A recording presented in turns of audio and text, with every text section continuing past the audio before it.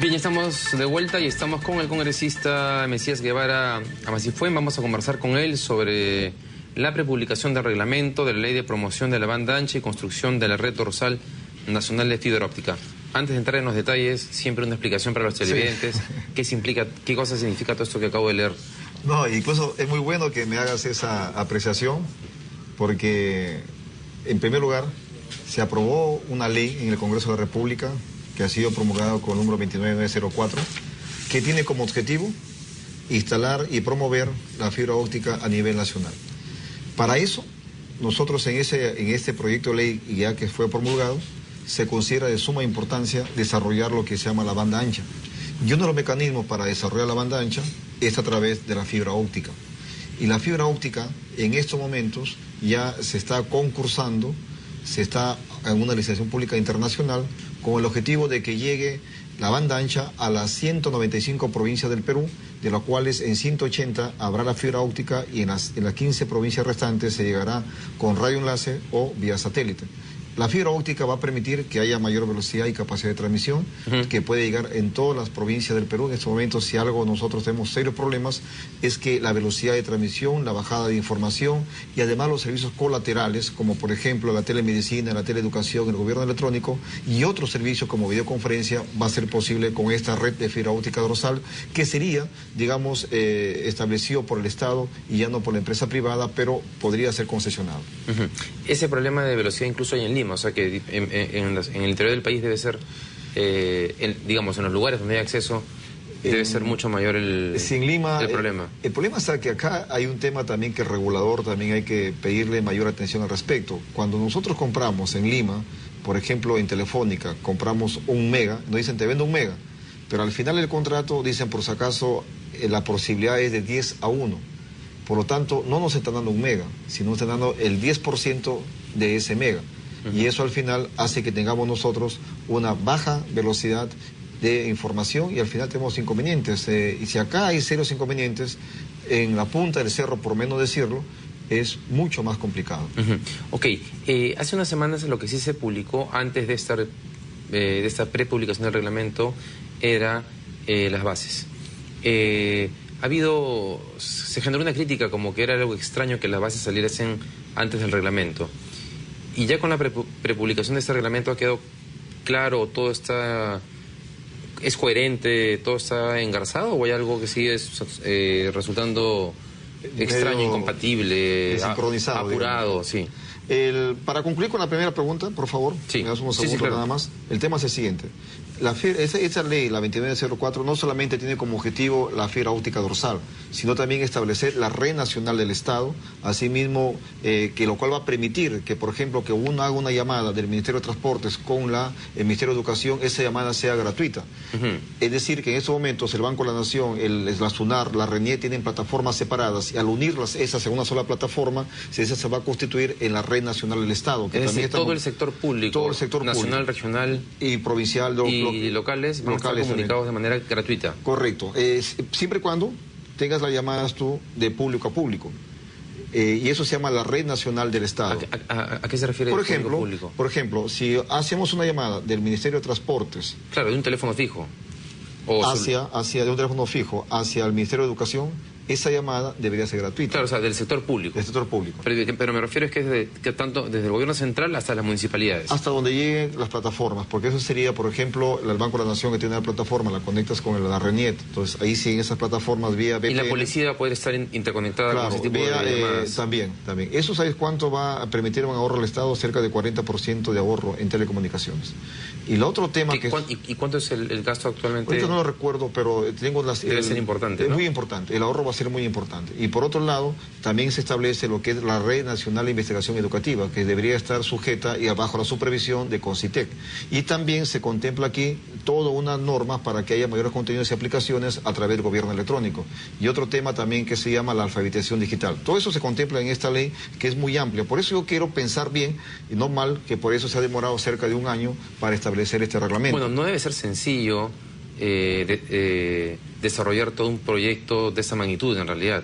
Digamos, desde el sector privado se le está exigiendo al gobierno mayor velocidad, pero cuando uno mira la dimensión del proyecto, es bastante complicado. Tiempo, ¿no? Pero sin embargo, ¿qué es lo que ocurre? Ya se dio la prepublicación, la ley decía que 6 meses, pero ha pasado 6 meses más, casi un año.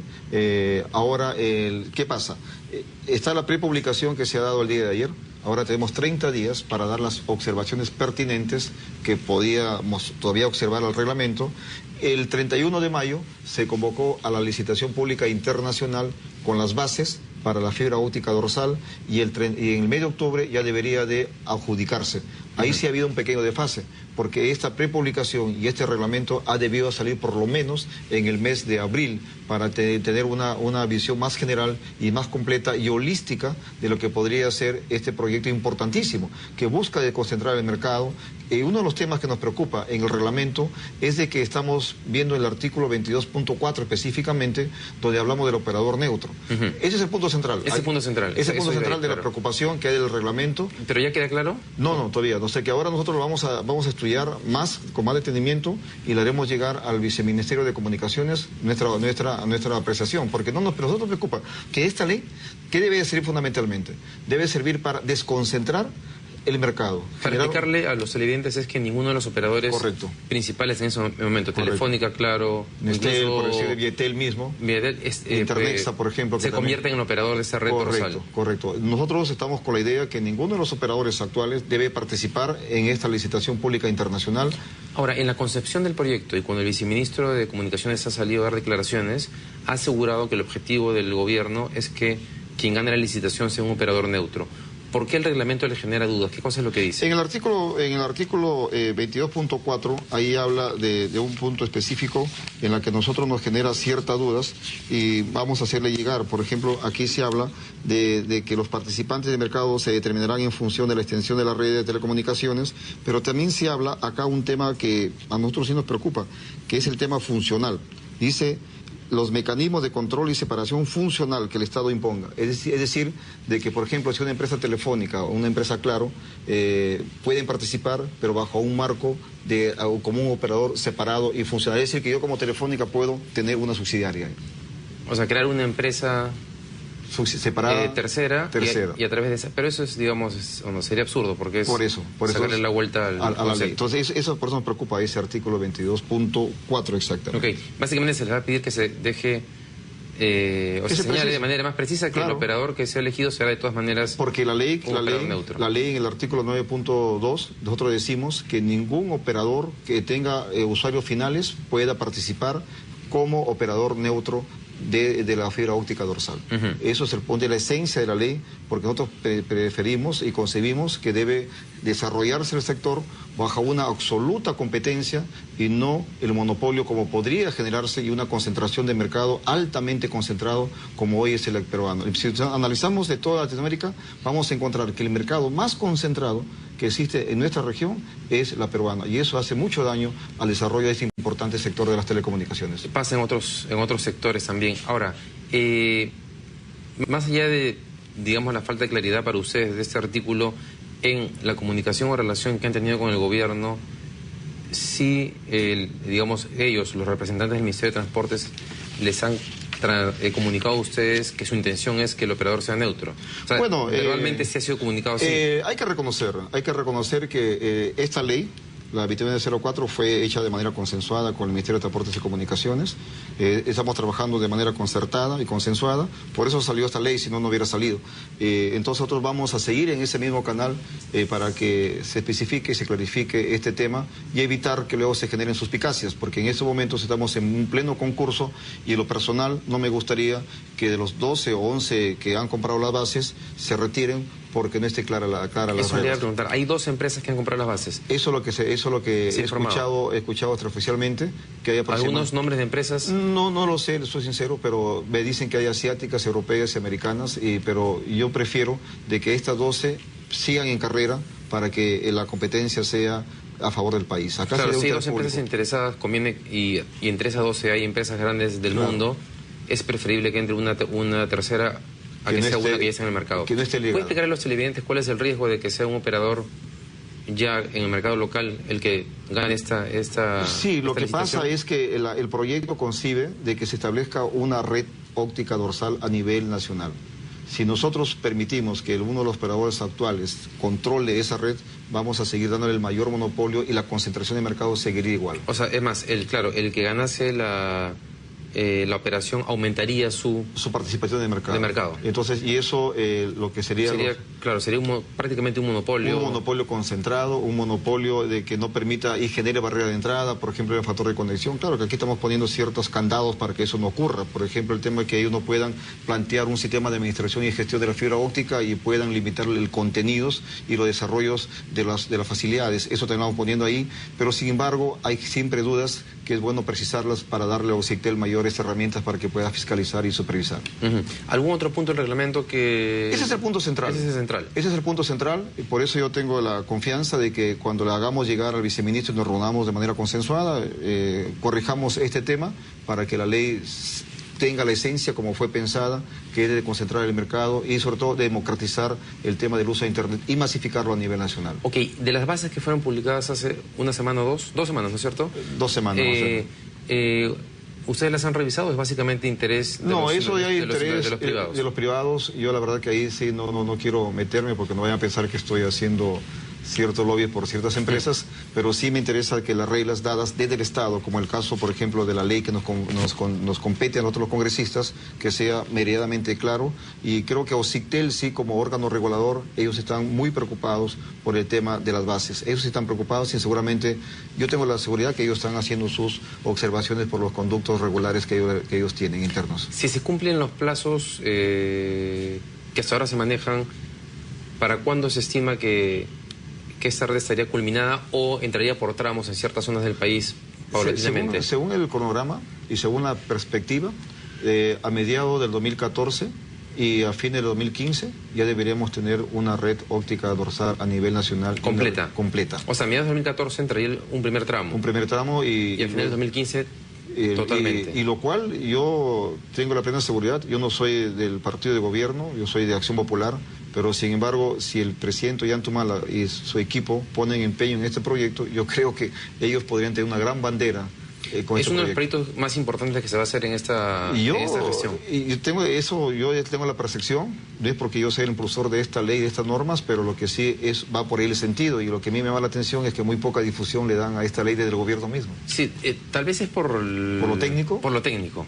Porque es un poco, digamos, difícil de comunicar, ¿no? No, incluso el martes último también hemos ya predictaminado, presentado la nueva Ley General de Telecomunicaciones también. Ese tiene mucho más artículos que esto, tiene como 100 artículos. Ahora, la ventaja es que, como no se discute tanto, tampoco le hacen mucho problema en el Congreso. Entonces también hace que la cosa camine más rápido. Eso es bueno, pero es malo, porque a veces la ignorancia es atrevida, ¿no? Y a veces cuando se debatió esta ley, en la comisión de Transportes y Comunicaciones no fue por unanimidad, fue por mayoría. Y cuando fuimos al pleno tampoco fue por unanimidad, fue por mayoría. Incluso ciertas bancadas con cierto peso dentro del Congreso se opusieron a este proyecto de ley. ¿Y por qué? Porque decían que atentaba contra la competencia de mercado, según ellos afectábamos el libre mercado. Al restringir que participen telefónicamente. Pero esa es una concepción. Una concepción que acá en Perú, totalmente errada. Totalmente errada. ¿Puedes decirnos cuáles eran esas bancadas, por favor? No. Pero para conocer la bancada del PPC y la bancada de Fujimorista, incluso yo siempre les digo, porque hay muchos colegas que son de provincia, le digo, por si acaso ya vive la fibra óptica y espero que no te vuelvas a oponer, porque va a favorecer a tu pueblo. Claro. O sea, según ellos, el hecho de restringir a los operadores actuales, que eso es algo que se hace en muchos países, era atentar contra la libertad de mercado. Y ahora hay otra ley que es todavía, yo creo que este sí va a tener más resistencia, y espero que a través de los medios de comunicación que esta noche estamos conversando, ellos se liberen de esos pruritos. Por ejemplo, hemos presentado la nueva ley general que promueve los teléfonos móviles virtuales, que es el famoso MNVO.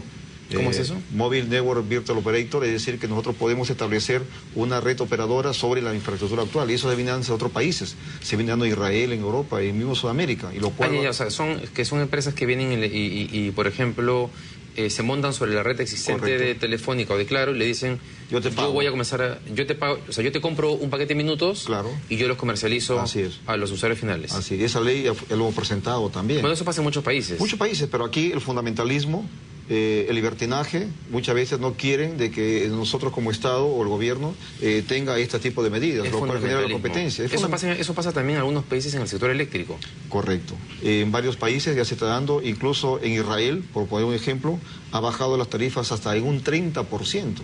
Y lo cual, si queremos favorecer al usuario de verdad y generar la competencia, hay varios mecanismos. Y un mecanismo es el MNBO. Y también hay otro que sigue para zonas rurales, el MNB, los famosos habilitadores también, que permita poner pequeñas celdas para que pueda generarse celular en las zonas rurales. Acá los dos queremos... A ver, ese segundo explíquenos un poquito mejor. Por ejemplo, en una zona rural hay ahora celdas muy pequeñitas que puedes llegar vía satélite a un pueblo y ahí pones una femtocelda y esta femtocelda te puede generar toda una red celular.